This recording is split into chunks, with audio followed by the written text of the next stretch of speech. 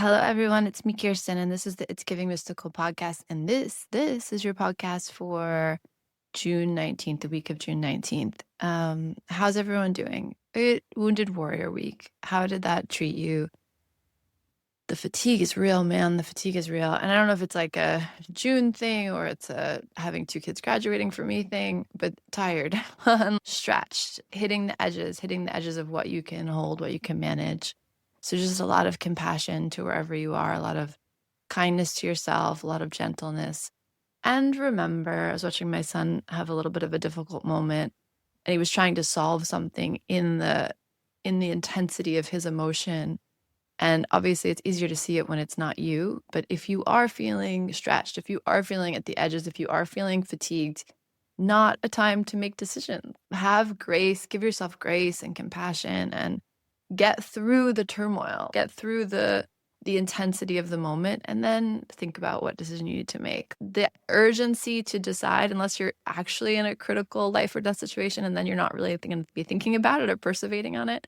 But if you're kind of rolling it over in your head, rolling it over in your mind, it means that something is off. There's some disconnect between what you're feeling and your brain trying to make sense of what you're feeling.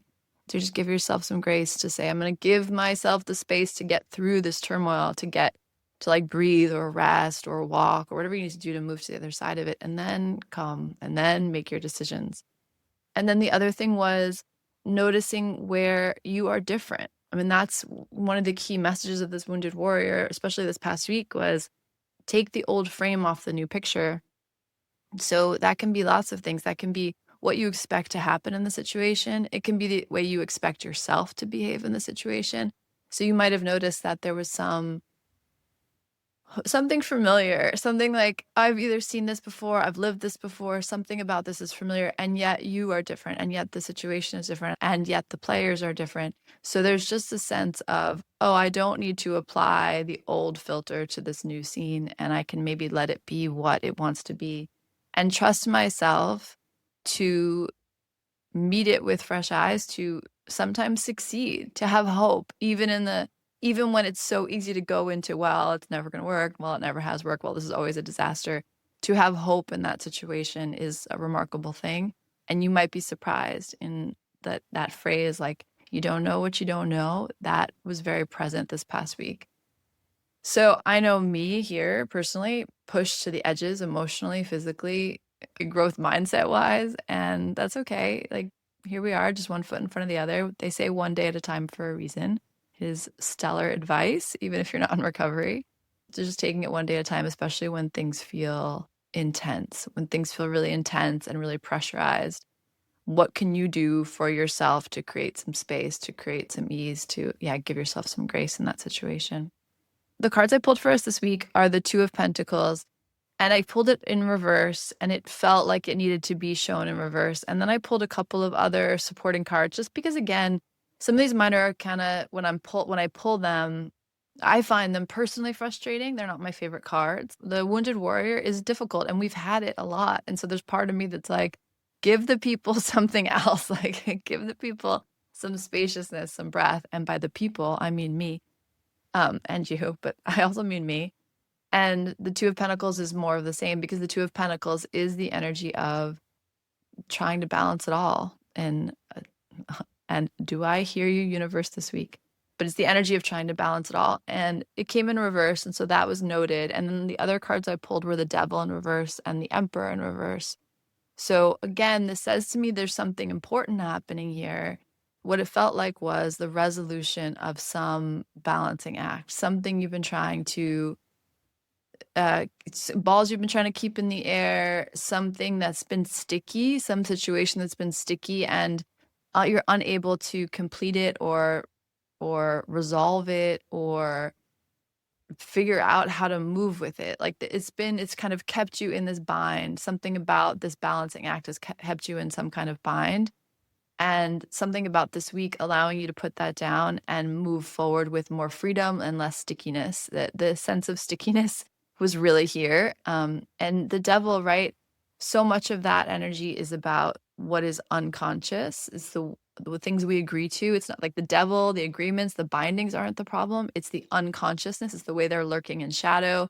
It's the way that they're running our behaviors or creating our obsessions in a way that we're not able to articulate or perceive or be conscious of. It's the presumption. So it's not even the assumptions, it's the presumptions. It's like, what do I just take as fact, take as truth, and then operate that way?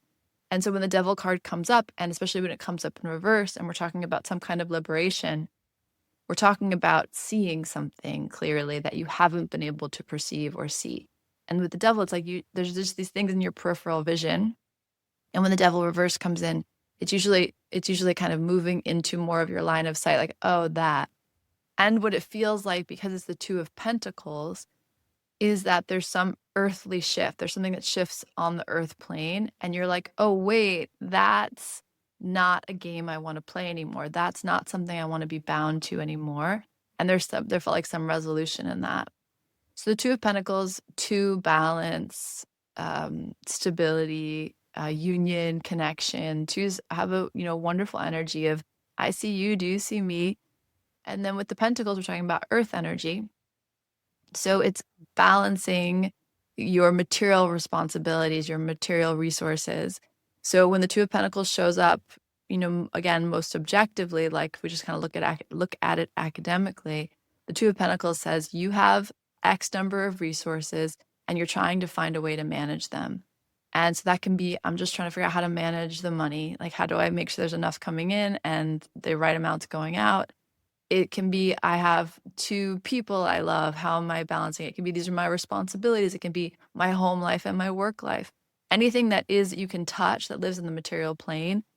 It can be the needs of my body and the needs of, what I'm committed to, what I'm devoted to. So there can be this kind of, oh, there's just not enough of me to go around. The Mother Peace deck, she illustrates this as the mother of twins. You can feel that. There's two babies, two beings that need you, that rely on you, that are dependent on you, that you need to be feeding your energy and your time and yourself into.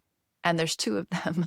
And so like you get one settled and then the other one's active. And so there's just this sense of I can't quite cover my bases. I can't quite rest yet because there's just there's things that need to be attended to. The other thing with the Two of Pentacles that comes up is the instability is often self-generated. So that is why the devil is interesting in this scenario, because it's like, oh, I have to manage these things and I'm overwhelmed by what I have to manage. What's the story under the story? What's the presumption underneath that says you have to be X, or you have to achieve X, or you can only do this one way, or it has to be done like this, or it has to be done to this level? Like there's some story, there's some shadow, there's some presumption that's lurking in the background that's making your daily movements unstable. Does that make sense? So it's like, okay, I have 5 things I need to do. 100% there's a universe in which those 5 things are manageable. Those 5 things will get done. Those 5 things always get done, right? It gets done or it doesn't. That's like its own resolution. And then there's a universe in which those 5 things feel like life and death. And those 5 things feel like in conflict. And those 5 things feel like I'll never get there. I'll never get to the other side of it. I'll never be complete. And so again, it's not so much the things on the table. It's how we're holding the things on the table. It's how we're trying to balance the things on the table. It's the story we're telling ourselves about the things on the table. So it's just important to note that the Two of Pentacles is, I feel a little overwhelmed. I'm trying to balance 2 things. I'm trying to bring into harmony 2 things that feel distinct. And this comes back to that Lover's Tower energy for this month, this movement towards differentiation and union. The Two of Pentacles is a really interesting perspective on that, because the Two of Pentacles is differentiation. These things are not the same. I'm watching Stranger Things with my son right now, and in that the malignant character, it if you impact one of the creatures, the whole being feels it. That's union, right? It's all one. Even though it looks like 2 different things, there's actually one being impacted. That's the union aspect. The differentiation is, oh no, I have one baby, he's crying, and now he's satiated, and now the other baby's crying. And it doesn't matter how satiated the one baby is, this other baby still needs my attention. That's the mother of twins energy. And I could feel that with my own children these past couple weeks. There's a big ask of you in terms of your resources with the Two of Pentacles. And the devil energy is just kind of drawing our attention to, it's not that these things need their own attention and time. It's a story you're telling yourself about what role you have in that, what's your responsibility in that, what is the bar for satisfaction, what is the bar for achievement. So while the Two of Pentacles week is always going to talk to us about how do you balance your responsibilities, how do you balance your resources, how do you attend to the things in the material world that need your attention without feeling off, without feeling unstable, without losing yourself, without, your own being kind of erased in that negotiation, or you giving away more of yourself than you really want to. So it's interesting. So I come back to why this is interesting in this Lover's Tower month, because the Two of Pentacles is saying to you that there are things that require your attention, that require different parts of you, that require your full attention. And it's like they're almost in competition. And that creates an inherent instability in your system, because you want the things that you care about, the resources in your life, to be peaceful. You want them to rest. And you're the third player in that dynamic. So it's like I have these Two Pentacles, but then I'm also being impacted by what the resources are asking of me and what I'm asking of the resources. So this, again, comes back to this idea there is no unalive thing, no unsacred thing. And so even the to-do list, even the daily activities and things we need to attend to require something of us. And there's an exchange happening. There's a dialogue, a conversation happening. So in this Two of Pentacles week, when I'm getting the Emperor and the Devil reversed, and the Two of Pentacles is coming in reverse, it's like you just put something down. There's some way in which all of that demand I'm talking about, all of that instability I'm talking about, rests. Sensation I have is when one of those games where the air is blowing and all the balls are popping all over, or like one of those booths where you grab all the money and it's like everything's flying around, and then the fan dies and everything settles. And so might something feel like it's been dropped? Maybe. Might you, A, forgive yourself for that, and B, be curious about why that thing needed to drop? My son lost something this week. He was very upset about it. And I didn't say this to him, and maybe he'll listen to this when he's much older. But I was curious about this thing because this thing had an emotional significance to it. And it literally left his hands within a few hours. And he kept being like, I only had it 5 hours, I only had it 5 hours. And I again, didn't say this to him because I don't need to, he's already upset. I'm not going to be like, well, let's talk about the spiritual significance of this. But in my mind, I was thinking, that's so interesting that this thing that felt so loaded and important, so it's just a material thing, but it has a whole energetic pulse to it, has a whole story around it. And when it left him, I really feel like that because the way he lost it was kind of funny. And it was almost like this thing wanted to step away for some reason, to help him see something clearly, to make a statement about the significance of it. Something was going on there. And again, on the 3D, that's not a helpful thing for me to say. But on the shamanic, I was watching the myth kind of create itself. And I was watching the significance of it for him. And I was just so curious about why this object would leave. And it's like the object was participating in the myth, whether he's making that happen, whether, like, who knows why, it doesn't even matter why. But as an observer, as a tracker watching that happen, it's like, oh, that's interesting. This mattered and it's gone. And it's creating, in its absence, creating a whole process. And so that's here with us this week. If something's coming or going, it's being added to your life or being taken away from your life, what is the significance? It's like the material thing is kind of neutral, and also it's participating in the myth with you. And so that's just kind of an interesting to think about. What are the Two Pentacles in your life that you are balancing? And what is the significance of them relaxing? And what is the significance of something that was so sticky and engaging and even unsettling, just settling for a minute? Like, what happens when it's different now? And where are you? Where does that take you? So again, June, I've said it from the beginning, doesn't require a lot of, I mean, I say this as I'm like in the midst of doing so many things. It doesn't require a lot of action. It doesn't require a lot of complicated action. That's the better way to say it. Like June requires yes, yes, yes, yes. One thing, two things, three things. Like just checking things off the list, getting it done one day at a time. And June is incredibly significant in what it is revealing to you about the rest of this year, about your path ahead. The astrologers will tell you June is significant. June and July are very significant in terms of the course that we end up moving off onto for the next stretch of time. And so, what are you learning about how you manage your resources? What are you learning about what feels good? What are you learning about when you can rest, when things can rest? And what is that negotiation?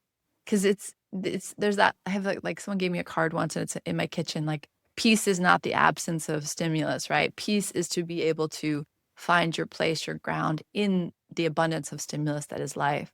And there's something about that contradiction, that investigation, that's alive for all of us this week ahead. Okay, so Two of Pentacles reversed. It just says to me there's something off about the way you're balancing the resources, and the reversal comes in as like an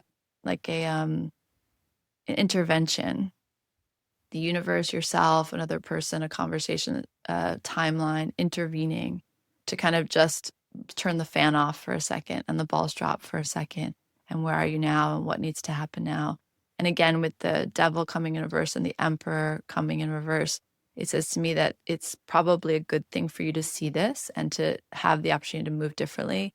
And there's something here about isolation and doing it yourself that is also up for the Two of Pentacles does have this vibe of like, I got it. And so for it to come in reverse, for the emperor to come in reverse, the devil to come in reverse, just says to me, like, maybe you don't have to do it by yourself. Maybe you don't need to be the only hero on the stage. Maybe it's not all on you to keep the world spinning. I said that and my whole system was like, ooh, be nice, Kirsten. So maybe whether we realize it or not, there's a part of us that really does think it's all on us to keep the world spinning. And I'm sure me too. I will sit and think about that one. But be good to yourself. Again, grace, compassion, kindness, steadiness, slowness this month. Plenty will happen. Plenty will happen. Plenty is happening. Just go easy on yourself, little human. You're doing the best you can. All right, I'll talk to you guys very soon. May we all survive and thrive in this exciting energy of June. Bye.